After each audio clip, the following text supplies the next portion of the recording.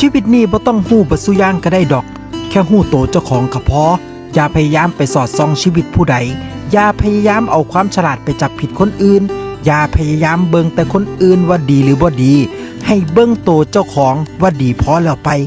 แนมเบิ่งข้อดีของคนอื่นเขานำหัดชื่นชมคนอื่นให้เป็นโลกที่คิดว่าเฮาดีอยู่คนเดียวมันบ่ได้น่าอยู่ดอกผู้ใดสิอยากมาคบหาแม่นบ่ล่ะความฉลาดมีประโยชน์ถ้าใส่ให้ถูกทางความโง่ก็มีประโยชน์ถ้าเฮ็ดเพื่อเอาตัวรอดบางเทื่อหัดแกล้งโง่ก็ได้ดอกโลกสิได้เปิดกว้างหลายขึ้นฉลาดคักหลายก็เป็นภัยถ้ามีแต่ใส่กดขี่คนอื่นลงต่ำอย่าเฮ็ดตัวสูงส่งจนคนอื่นเอื้อมบ่ฮอดอย่าเฮ็ดตัวต้อยต่ำจนคนอื่นย่างข้ามได้ให้เฮ็ดโตคือต้นหญ้าต่อให้พ่อพายุใหญ่ปานใด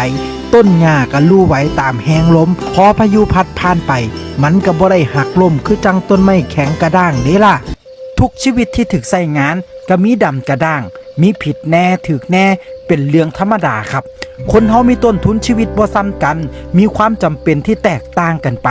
มีชีวิตโลกส่วนตัวคนละมุมมีพื้นฐานชีวิตคนละแบบอย่าตัดสินคนอื่นจากจุดยืนของเฮาเองอย่าตีค่าคนอื่นจากความผิดพลาดที่เขาเคยผ่านมา